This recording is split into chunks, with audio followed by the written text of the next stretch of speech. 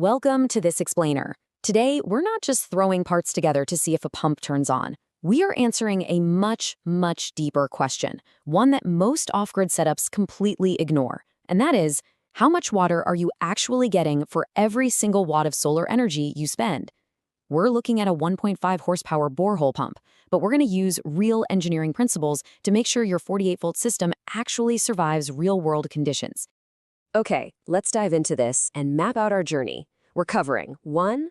The horsepower sizing myth. 2. The hydraulic power reality. 3. The locked rotor surge. 4. Avoiding complete system failure. And finally, number 5, your long-term solar energy balance. Starting off with Section 1, the horsepower sizing myth, and why the internet's rule of thumb fails. If you spend any time at all researching solar water systems online, you're going to see a very common and honestly very flawed approach. Most advice out there tells you to just convert the horsepower to watts, multiply it by some random rule of thumb surge factor, and focus entirely on the inverter. They'll confidently tell you, hey, just get a 3 kilowatt inverter and you're going to be completely fine. But that conventional advice completely ignores the invisible monsters hiding in your system. Things like your hydraulic head pressure, your extreme electrical surge limits, and the brutal discharge stress on your battery. They almost never connect the actual water output to your real electrical energy cost. Let's start with a basic mechanical baseline, 746 watts. Fun fact here, a real, actual horse can peak at around 14 horsepower. But James Watt standardized this 746 watt metric way back in the 18th century just to sell steam engines. Kind of wild, right? But here's the reality of modern physics. A pump is absolutely never a perfect machine. Energy is always lost. It's lost as heat, vibration, and internal friction. Because of these losses, the actual electrical input power you need to run the pump is always going to be higher than that raw mechanical rating. If you build your off-grid system based strictly on that 746 watt conversion math, you are literally setting yourself up for failure right out of the gate. Moving on to Section 2, the hydraulic power reality, the physics inside the borehole. See, a borehole pump is not a constant, predictable load. It shifts dynamically. And the fundamental hydraulic power equation completely proves this. Hydraulic power equals water density times gravity times your flow rate times the head height. Now, I know that sounds like a textbook, but this isn't just an abstract math formula. This is the literal physical workload your pump is fighting against down in the dark. You are lifting dense, heavy water against the massive force of gravity over a very specific vertical distance.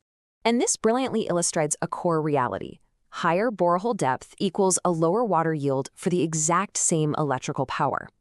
Think about it like this. You could have two identical solar setups running the exact same 1.5 horsepower pump, but if your borehole is significantly deeper than your neighbor's, your system is doing vastly more physical work just to lift that water. Because of that increased head pressure, your deeper system will produce a much lower water volume per watt hour. The depth of your borehole isn't just a plumbing metric, it is a completely vital electrical variable. Which brings us to Section 3, the locked rotor surge, the invisible electrical monster.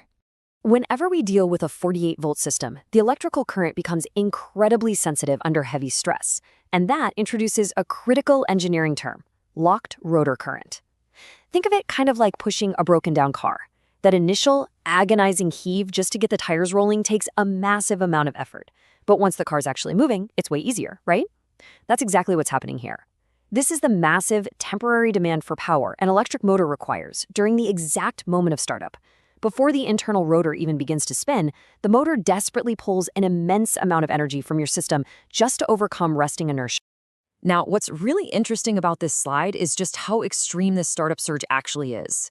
If your standard running current is a baseline of 1x, that locked rotor surge can hit a minimum of 3 times your running current. And depending on the motor, it can slam your entire system with a maximum surge of 6 times the running current. Think about that. On a 48-volt system, even a modest pump creating a surge this huge results in a terrifyingly high DC current draw. An inverter perfectly sized for a running load, it will simply collapse under a 6x surge. No question about it.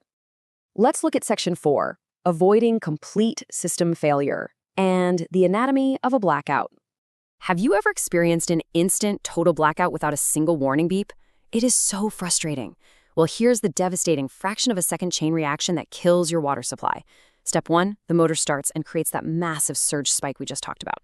Step 2, this forces a dangerously high DC current draw right through your cables from your 48-volt battery. Step 3, this immense draw causes an immediate voltage sag, meaning the battery voltage literally plummets. And finally, step 4, your battery's internal protection, the battery management system or BMS, detects this aggressive drop and triggers an instant cutoff to protect the lithium cells. There's no warning, just a total blackout. And that blackout isn't the only hidden trap here.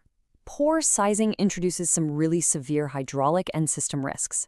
On the hydraulic side, you risk cavitation if the pump is underfed, dry running if your borehole water level drops unexpectedly, or a pressure head mismatch that completely destroys your system efficiency. But the absolute ultimate system risk? That's an oversized inverter paired with an undersized battery bank. People buy these massive inverters just to survive the locked rotor's surge, but they attach them to tiny batteries. Sure, the inverter survives, but that massive current draw creates extreme C-rate stress on the battery, which degrades your expensive lithium cells incredibly fast. Let's move to and see how this builds into Section 5, long-term solar energy balance, replacing the harvest. Here is exactly where so many off-grid dreams fall apart. Every single time your pump runs, it consumes recovery time, not just power. It's not simply about whether your battery can push through that massive startup surge and run the pump for an hour. No, once the pumping stops, your solar panels must step up and replace all of that spent energy within the exact same daylight cycle. If your array is too small to handle that daily recovery, your system is operating at a deficit. It's just going to slowly drain day after day until it completely dies. So the crucial point is this: what depth is your borehole, and can your panels actually recover the surge? As we've seen, these systems don't fail just because a horsepower rating was slightly off. Real failure happens when an invisible electrical startup surge collides head-on with the brutal physical reality of a deep borehole. Take a hard look at your own setup. Have you actually ever measured your pump's startup surge with a clamp meter? Because connecting your electrical design directly to your true hydraulic reality is the absolute only way to ensure your water keeps flowing.